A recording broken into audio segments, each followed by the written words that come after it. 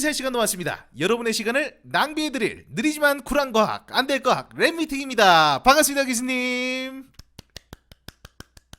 자, 2부 시작하도록 하겠습니다. 과학자들은 여기서 만족을 못했어요. 이제 이거는 말 그대로 원자들이 갖고 있는 양자 역학을 이용을 한 거잖아요. 그래서 그걸 알고 있으니까 대충 그냥 반도체 조성비를 잘 조정을 하면 LED 만들 수 있겠다라고 생각할 수 있는데, 이제부터 컨텐츠 확실하게 이해시켜 드리겠습니다. 과학자들이 무슨 짓을 하느냐, 밴드가 형성되는 이유, 이거 다시 영상 한번 보면서 가겠습니다.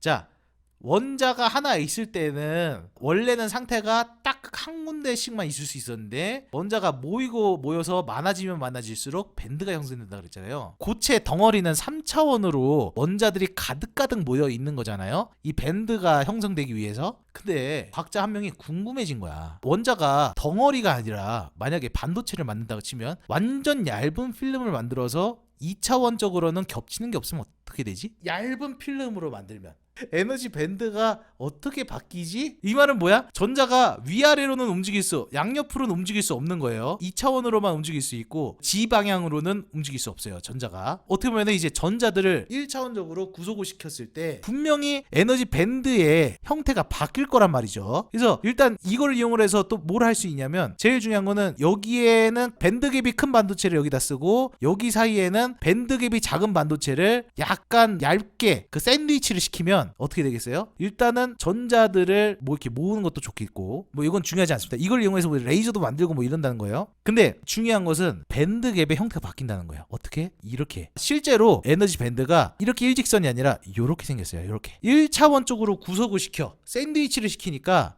얘가 에너지 밴드가 형태가 바뀌면서 여기랑 이 밴드갭의 거리도 커져요. 밴드갭의 간격도 커져. 여기 사이도 뭔가 특이하게 바뀝니다. 여기가 전자가 존재할 수 있는 위치라 그랬죠.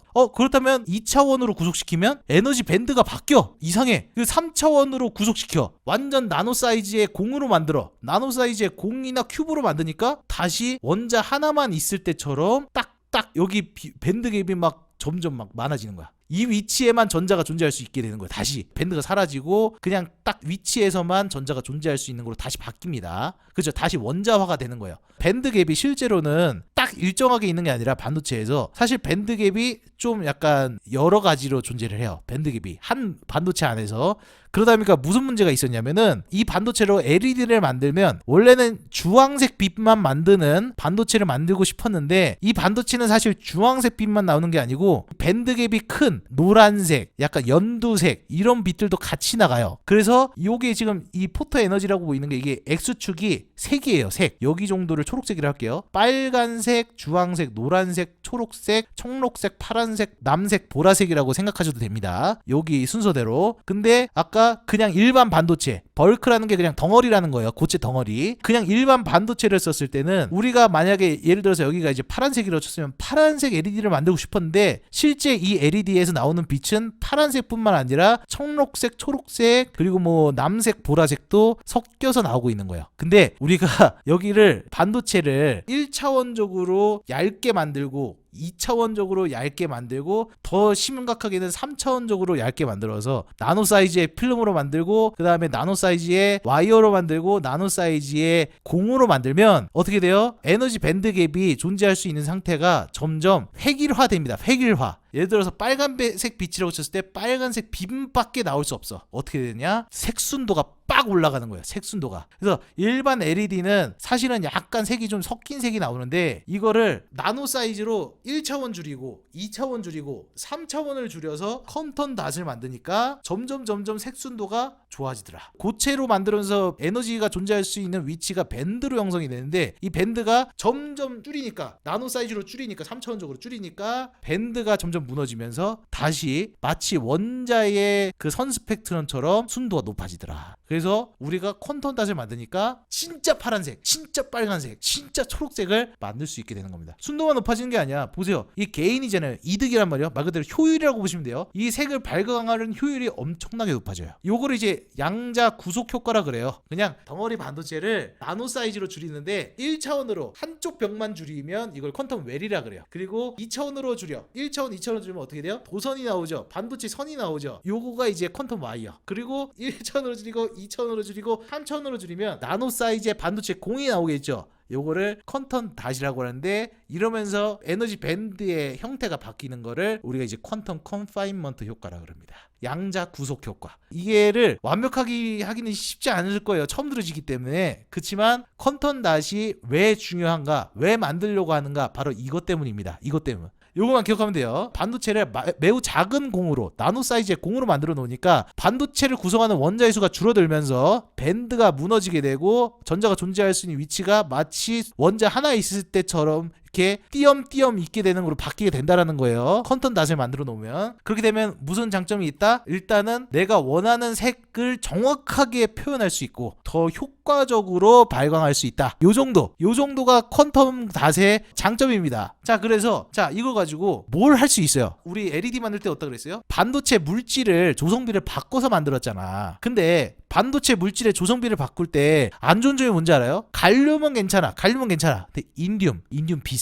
뭐 예를 들어서 이런 게 있어요. 이렇게 하면은 이거는 무조건 물질의 특성에 국한돼서 쓰기 때문에 특정 물질을 무조건 써야지만 파란색, 초록색, 빨간색 빛을 만들 수가 있어요. 근데 퀀텀 닷은 뭐다? 아까 뭐라 그랬어? 이게 구속하면 구속할수록 이 에너지 밴드의 형태가 바뀐다 그랬죠. 그렇다면 구속하는 사이즈가 다르면 밴드갭 형태가 세 개가 다 다를 거 아니야. 퀀텀 닷에서는 똑같은 반도체인데 그냥 사이즈만 바꿔도 밴드갭이 바뀌기 때문에 색이 바뀌어요. 빨간색 빛을 발광하던 반도체가 퀀텀 닷을 사이즈를 줄이고 작게 하다 보니까 우리 같은 반도체인데 파란색이 나와. 똑같은 물질을 썼는데 사이즈만 바꿔도 색을 바꿀 수 있다. LED의 색을 바꿀 수 있다. 이게 바로 퀀텀 닷 LED죠. QLED. 이게 가성비만 좋은 게 아니에요. 아까 뭐라 그랬어요? 색순도도 빡 보라색, 빡 파란색, 빡 청록색, 빡 초록색. 우리가 원하는 색을 정확하게 표현할 수 있다. 그래서 맨날 이제 그 퀀텀 닷 디스플레이 얘기할 때 색재현력이 나오는 게 그거예요. 색재현력이. 왜냐? 정확한 파란색, 정확한 빨간색, 정확한 초록색을 표현할 수 있기 때문에 퀀텀 닷을 통해서 그렇게 만들 수 있다. 그래서 요거 이제 디스플레이 특집 때 제가 다뤘기 때문에 간단하게 설명드리면 색 왜곡이 없어지지. 그래서 보면은 실제로 여기 보시면 이제 OLED 기준으로 뭐 그냥 LED도 그렇지만 빨간색 OLED가 실제로는 여기가 빨간 빛이면 이게 빛의 파장이니까 여기가 주황색이고 여기가 적외선이에요. 정확한 빨간색이 아니라 약간 주황색 섞여 있고 적외선 섞여 있고, OLED가 그랬어요. 그래서 정확한 빨간색이 아니었어. 그리고 초록색 OLED도 정확한 초록색이 아니고 약간 청록색, 연두색, 노란색이 섞인 게 나갔어요. 파란색도 똑같았어. 완벽한 파란색이 아니었어. 근데 퀀텀 닷은 진짜 빨간색, 진짜 초록색, 진짜 파란색, 이거 만들 수 있어. 이게 왜 중요하느냐? OLED는 말 그대로 진짜 빨간색을 못 만들고 진짜 초록색을 못 만들고 진짜 파란색을 못 만든다는 얘기예요. 그 말은 인간이 볼 수 있는 색의 범위가 이 정도인데 이 색의 범위의 일정 부분만 표현할 수 있었어, 그동안의 디스플레이들은. 근데 퀀텀 닷은 뭐냐? 완벽한 빨간색, 완벽한 초록색, 완벽한 뭐 파랑, 보라색 이렇게 만들 수 있으니까 우리가 볼 수 있는 모든 색, 거의 모든 색을 표현할 수 있게 된다. 퀀텀 닷의 장점입니다. 자, 그래서 퀀텀 닷으로 만든 반도체를 LED를 만드는 게 QLED일 거 아니에요. QLED. 그래서 QLED는 어떻게 하겠어요? 똑같아요. 아까 기억하시죠? 우리 기억하셔야 돼요. LED. 전자를 배터리를 껴서 윗껍질로 전자 보내주고 아랫껍질에서는 전자를 비워줘야지 윗껍질에 올라간 전자가 떨어지면서 빛이 발광하는 거잖아요. 이게 LED잖아요. 그래서 이거 뭐 하는 거냐면 알루미늄이 퀀텀 닷의 윗껍질에 보내기에 용이한 금속이야. 그래서 알루미늄 전극을 통해서 배터리 연결해서 전자를 막 보내줘, 퀀텀 닷에. 그리고 여기서가는 ITO나 금전극을 써가지고 이 계단을 통해서 전자를 퀀텀 닷의 밑에 껍질에 있던 전자들을 쭉 비워줘. 알루미늄 전자를 쭉 채워줘. 그럼 어떻게 돼? 퀀텀 닷에서 빛이, 전자가 떨어지면서 빛이 발광을 하겠죠. 이렇게 퀀텀 닷으로 LED를 만들면 요거를 QLED라고 합니다. QLED. 아시다시피 삼성에서 나오는 QLED TV는 QLED가 아니죠. 큰 에너지의 빛을 받으면 또 얘가 윗껍질로 올라갔다가 다시 떨어진다 그랬죠. 그래서 그거를 이용한 거예요. 그냥 파란색 형광등을 뒤에 붙여놓고 전체적으로 빛을 쏜 다음에 퀀텀 닷을 컬러 필터로 썼습니다. 컬러 필터로. 파란색 빛이 빛 에너지가 크니까 파란색 빛을 밴드갭이 초록색인 퀀텀 닷이 받으면 얘가 전자가 위로 올라갔다가 떨어질 때는 초록색을 발광하겠죠. 그래서 이건 사실은 LED는 아니에요. 그래서 QLED라고 하면 안 돼요. QLED라고 하면 안 되지만 그 당시가 이제 한창 OLED라는 키워드가 워낙 셌기 때문에 이게 퀀텀 닷을 이용을 해서 디스플레이가 잘 팔려면 어떻게 되겠어요? OLED의 넥스트 레벨인 것처럼 느껴지게 해야 되잖아. 그래서 이제 이름을 조금 더 약간 OLED보다 다음 단계인 것처럼 보여줘야 될 것 같은데 해서 마케팅팀에서 내가 보기엔 마케팅팀에서 한 것 같아요. 누구보다 QLED가 어떤 의미인지 제일 잘 알고 있었던 게 삼성이었지만 QLED TV의 약자가 컨턴닷 라이트 에미팅 다이오드가 아니에요. 풀 네임 보시면 컨턴닷 LED 디스플레이예요. 그래서 이제 뭐냐면 LCD 디스플레이인데 백라이트를 파란색 LED를 썼어. 형광등을 파란색 LED를 썼어. 그래서 컨턴닷 LED TV 뭐 이렇게 한 거예요. 근데 뭐 이제 요즘 LED도 QNED 뭐 이러고 있으니까 뭐 서로 이제 약간 또이또이 되지고 있는데 어쨌든 컨턴닷 라이트 에미팅 다이오드 아닙니다. 이 삼성의 QLED TV는 컨턴닷 LED TV. 사실 저는 그렇게 생각합니다. 이 자체도 대단해요. 왜냐면 어쨌든 컬러 필터 우리가 일반적으로 쓰고 있는 컬러 필터도 색순도가 좋지 않아요. 이런 식입니다. 근데 어쨌든 컨턴닷을 컬러 필터로 써도 색순도가 좋아지거든요. 그래서 제 생각에는 그냥 삼성에서 이 당시에 그냥 컨턴닷 디스플레이라고 명칭을 했어도 충분히 야 컨턴닷을 디스플레이 이렇게 효과적으로 쓸 생각을 했다니 하고 칭찬을 받았을 것 같고 사람들이 주목을 받았을 것 같은데 약간 LCD의 다음 버전이라는 그런 느낌보다는 OLED의 다음 버전이라는 느낌을 주고 싶어서 좀 무리를 했었죠. 그렇다면 컨턴닷을 어떻게 만드는가? 요거는 그냥 간단하게 하고 넘어가겠습니다. 컨턴닷은 화학적인 방식과 물리적인 방식이 있어요. 화학적으로는 이걸 이제 콜로이드라 그러는데 콜로이드로 이렇게 용액 속에다가 나노 사이즈의 반도체를 화학적으로 조종할 수가 있어요. 요게 이제 제일 보편적으로 하는 방법입니다. 대부분의 이제 상용화된 컨턴닷은 요거를 쓰고 있어요. 근데 초창기 컨턴닷 같은 경우는 당연히 반도체를 나노 사이즈로 패턴하는 거를 많이 했겠죠. 연구할 때는. 그래서 연구 단계에선 요거를 많이 하고 있고 최근에 이 방법이 다시 한번 지금 연구하는 쪽에서는 다시 한번 주목을 받고 있는데 이 방법은 물리적인 방법이죠. 일단 일반적인 반도체 공정을 이용을 해서도 컨턴닷을 만들 수 있어요. 컨턴닷 뭐예요? 그냥 반도체를 나노 사이즈로 만들면 컨턴닷이에요. 그죠? 근데 어떻게 했냐면 뭐 여기서 이제 뭐냐 AFM이라는 게 이제 아토믹 폴스 마이크로스코피라 그래서 이게 약간 나노 사이즈의 팁이 있어요. 요거로 이렇게 내가 원하는 위치에다가 띡 산화시킬 수 있어. 산화된 표면을 만들어요. 그 다음에 이 산화된 표면만 반도체 공정을 이용해서 날릴 수 있어. 그럼 여기 구멍이 생기잖아. 이 구멍에다가 다시 반도체 결정을 성장을 시키면 짜잔 컨턴닷을 완성시키는 뭐 이런 방식도 있습니다. 여러 가지 방식이 있지만 뭐 물리적 방식, 화학적 방식이 있다. 뭐 이 정도로 생각하시면 됩니다. 그래서 뭐 장단점이 있죠. 화학적인 방식은 컨턴닷을 대량으로 만들 때 이런 거는 이제 디스플레이 같은데 이제 쫙 깔아버릴 수 있죠. 가성비가 좋죠. 근데 요거 같은 경우는 컨턴닷을 딱 하나만 내가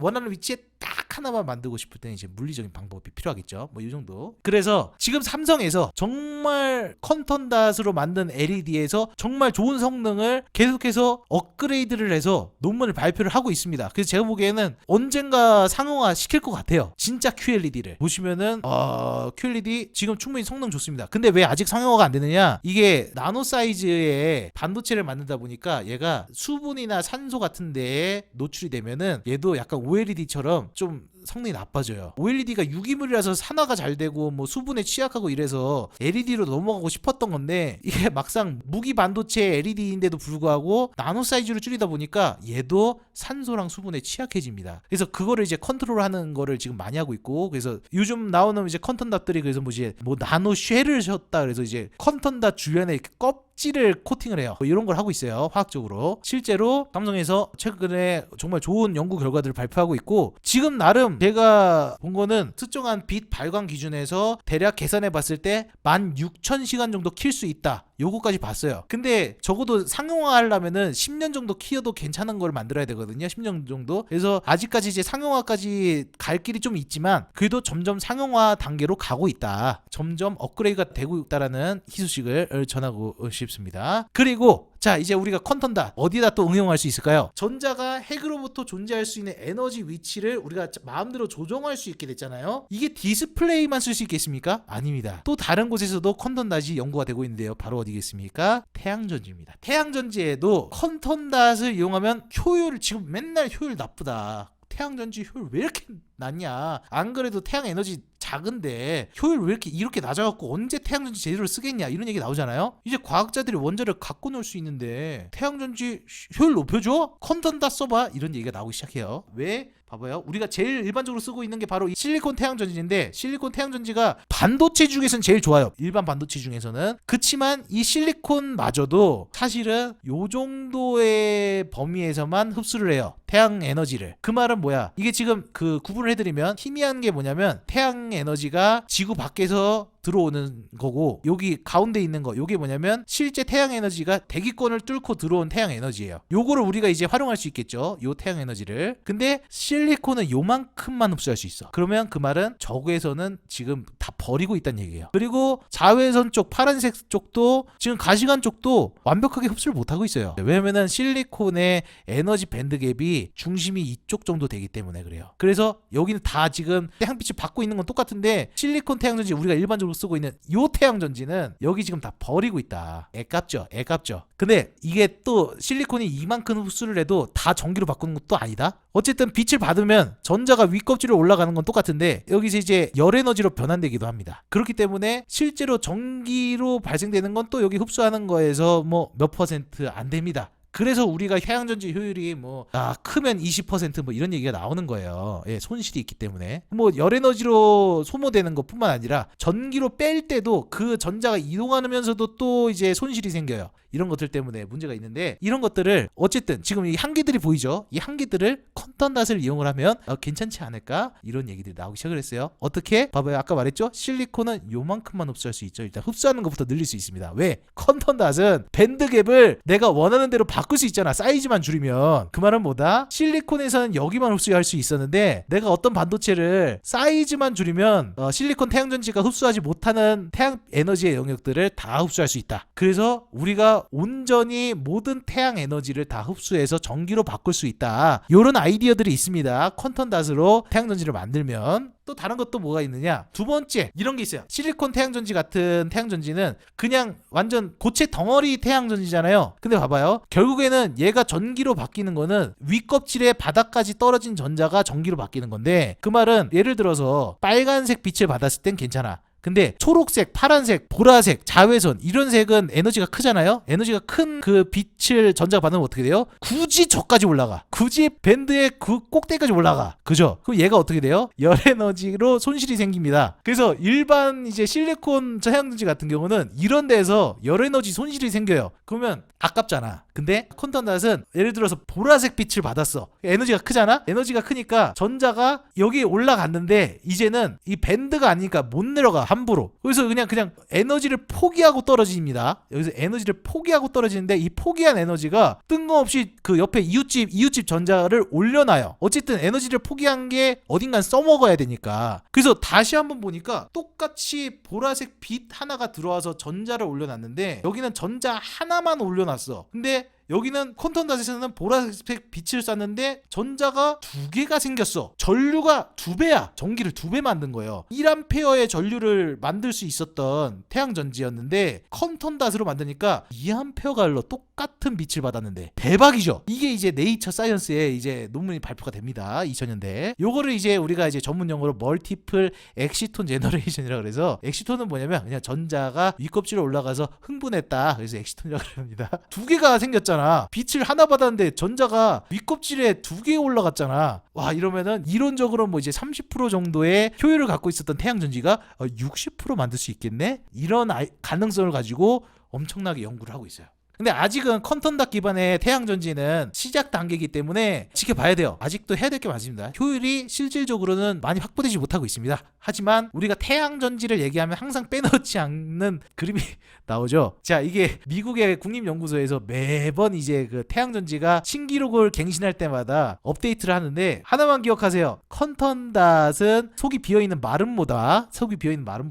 지금 몇 퍼센트 갔느냐? 자, 보실까요? 컨턴닷이 2000년대부터 시작을 해서 계속 효율을 높여가고 있는데, 제일 끝에 지금 신기록을 갱신했어요. 21년에 신기록 갱신을 누가 했다? 유니스트가 했습니다. 컨턴닷 태양전지 신기록을 지금 유니스트가 세워놓고 아직 아무도 못 깨고 있어요. 야, 미쳤어요. 전 세계에서 최고의 태양전지를 지금 유니스트가 만들고 있어요. 유니스트가. 자, 위에 보시면 노란색 원이 뭐냐? 페로브스카이트. 요거는 저희 이제 페로브스카이트 랩미팅 보시면은 이해하기 쉬울 겁니다. 그거 계속해서 갱신하고 있어요. 누가? 유니스트가. 실리콘이랑 맞먹어 지금. 더 놀라운 건 뭔지 아세요? 제가 이게 무슨 연구인가 살짝 봤거든요. 이 페로브스카이트 태양전지가 왜 25.7%로 높아졌느냐, 그 이유에는 이 페로브스카이트 태양전지에 전자를 이동시키는 그 층을 하나 더 추가를 했는데, 그 층이 무슨 층인지 아세요? 컨턴닷을 썼습니다. 25.7%라는 신기록을 세웠어요. 사실에 입각한 국뽕입니다. 사실에 입각한 국뽕. 너무 대단하다라는 생각이 들었고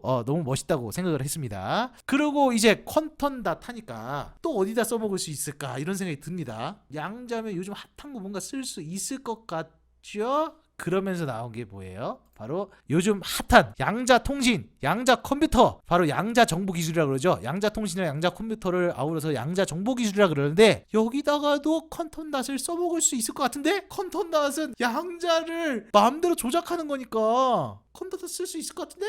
이런 생각이 들어요. 이런 생각이 듭니다. 어디다 먼저 쓸 수 있느냐? 일단 양자통신도 양자통신 랩미팅을 먼저 보시면 좋을 것 같아요. 근데 양자통신에서 지금 제일 중요한 게 뭐냐면 양자를 하나씩만 보낼 수 있는 소스가 필요해. 왜냐면 양자통신은 진짜 양자 자체를 이용하는 거잖아요. 그래서 양자를 하나씩만, 예를 들어서 빛이라 그러면 비달갱이도 양자잖아요. 광자라 그러죠. 비달갱이도 하나씩만 보내야 돼. 그래야지 양자 통신을 할 수 있어. 근데 컨턴닷은 뭐예요? 이 컨턴닷을 잘만 하면 빛을 쏘긴 쏘는데 하나씩만 쏘는 그런 소스를 만들 수 있을 것 같아. 방출기. 양자 중에서도 이제 빛, 광자를 하나씩만 쏠 수 있는 방출기를 컨턴닷을 이용을 해서 만들 수 있을 것 같다라는 아이디어가 지금 나오고 있고 실제로 정말 활발하게 연구되고 있습니다. 양자 통신 기술에서. 사실 양자 컴퓨팅 중에서도 광자를 이용한 양자 컴퓨터가 있어요. 거기서도 그 빛 달갱이를 하나씩 쏴야 된단 말이에요. 빛을 이용한 양자 컴퓨팅에서도 컨턴닷을 소스로 쓸 수 있겠죠. 예를 들어서 신호를 보내는 게 0, 1인데 그게 아니라 빛의 상태가 0, 1인 그런 비달갱이를 하나씩 쏘는 그런 것들을 이렇게 컨턴닷을 이용을 해서 만들려고 하고 있습니다. 실제로 지금 정말 활발하게 연구되고 있고 특히 미국 같은 경우는 이제 저는 미국에 있기 때문에 미국 같은 경우는 거의 뭐 이제 정부급으로 이제 어떻게 하면 이제 양자 정보 기술을 미국이 확보할 수 있을까 이거를 지금 포커싱을 정말 많이 하고 있기 때문에 광학 쪽 하시는 분들은 지금 이제 뭐 이제 컨턴닷 기반의 싱글 포톤 소스, 그러니까 비달갱이를 하나씩만 방출하는 그것도 특정한 시간 간격으로 똑똑똑똑 이것도 틀리면 안 돼. 계산을 해야지 컴퓨터가 되고 통신이 되니까 똑같은 상태의 비달갱이를 그런 것들을 연구를 하고 있습니다. 그렇지만 우리가 제일 관심 있는 건 또 뭐가 있어요? 바로 양자 컴퓨터가 되겠죠. 양자 컴퓨터는 뭐야? 큐비트를 만드는 거죠. 컨턴닷을 이용을 해서도 실제로 양자 컴퓨터를 만드는 기술이 지금 진행되고 있습니다. 자, 우리가 기본적으로 알고 있는 양자 컴퓨터는 구글의 시카모어죠. 구글의 시카모어 같은 경우는 사실은 이제 단일 회로를 만들었어요. 큐비트를 형성하기 위해서. 구글 시카모어의 양자 컴퓨터는 초전도체 기반의 어떤 단일 회로를 쓰다 보니까 영하 막 270도 막 이 정도 수준이 돼야 동작하는 양자 컴퓨터인데 그게 아니라 컨턴닷은 밴드가 무너져서 다시 마치 원자 하나 있을 때처럼 존재할 수 있는 상태가 딱 끊어져 있어. 그러면 뭐다? 우리가 양자 컴퓨터는 양자 상태가 두 가지 상태를 구분을 해서 0, 1로 만들면 되거든요. 그래서 양자 컴퓨터의 큐비트를 컨턴닷으로 만들면 여기는 0, 여기는 1 이렇게 만들 수 있겠네? 양자 상태를. 컨턴닷으로 큐비트 만들 수 있겠네? 이런 생각을 하게 된 거죠. 왜냐? 밴드가 무너져서 전자가 존재할 수 있는 상태가 딱 끊어져서 존재할 수 있기 때문에 0과 1로 뭔가 만들어 볼 수 있지 않을까? 예, 요게 아이디어입니다. 그래서 컨턴닷으로 실제로 양자 컴퓨터를 만드는 걸 누가 하고 있다? 인텔에서 하고 있습니다. 인텔에서. 그래서 좀 여기는 좀 사실 양자 정보 기술은 아직은 생소하기 때문에 여러분들한테 많이 어려울 거예요. 하지만 어쨌든 컨턴닷이 양자역학적인 전자가 존재할 수 있는 에너지의 위치를 인간이 마음대로 원하는 대로 조정할 수 있게 해줄 수 있는 어떤 자유도를 제공하는 게 바로 컨턴닷 이론이기 때문에 이 컨턴닷 기술 지금까지 디스플레이를 만들고 태양전지를 만들고 아니면 양자 정보 기술에 만들고 등등등 다양한 연구 분야에서 사용이 되고 있습니다. 그래서 컨턴닷은 뭐다? 요렇게 정리를 해보고 싶어요. 바로 양자를 요리하는 기술이 곧 컨턴닷 기술이다. 요렇게 좀 정리를 하고 싶습니다. 그래서 여러분들이 이 컨턴닷이 무슨 의미인지 오늘 정확하게 저희가 좀 자세하게 깊게 들어갔잖아요. 그래서 여러분들이 반도체의 의미 그리고 또 컨턴닷이 반도체에서 가지는 의미 이런 것들을 알고 계신다라는 것은 그것은 뭐다? 여러분들이 양자를 이제 요리할 수 있게 됐다. 요런 말씀을 드리고 싶습니다. 이것이 바로 컨턴닷이고 컨턴닷을 넘어서 이것이 바로 전자공학자들 그리고 물리학자들이 연구하고 있는 분야 그리고 방향이라고 보시면 되겠습니다. 있다. 그래서 여러분들도 이제 앞으로 전자공학이나 물리학에 관심을 많이 가져주시고 여러분들도 양자를 요리할 수 있는 수준까지 올라오셨기 때문에 어떻게 요리할 수 있을지 우리가 이제 이 퀀텀닷을 가지고 퀀텀닷을 넘어서 우리가 이 퀀텀닷처럼 반도체를 마음대로 주무를 수 있는 이 이론을 가지고 앞으로 또 뭘 할 수 있을지 어떤 요리가 가능할지 이런 것들을 한번 상상하시면서 오늘 랩미팅을 좀 마무리해보도록 하겠습니다. 그렇다면 마무리 멘트 날리면서 끝내도록 하겠습니다. 인사할 시간도 많습니다. 여러분의 시간을 낭비해드릴 느리지만 쿨한 과학 안될 과학 랩미팅이었습니다. 감사합니다 교수님.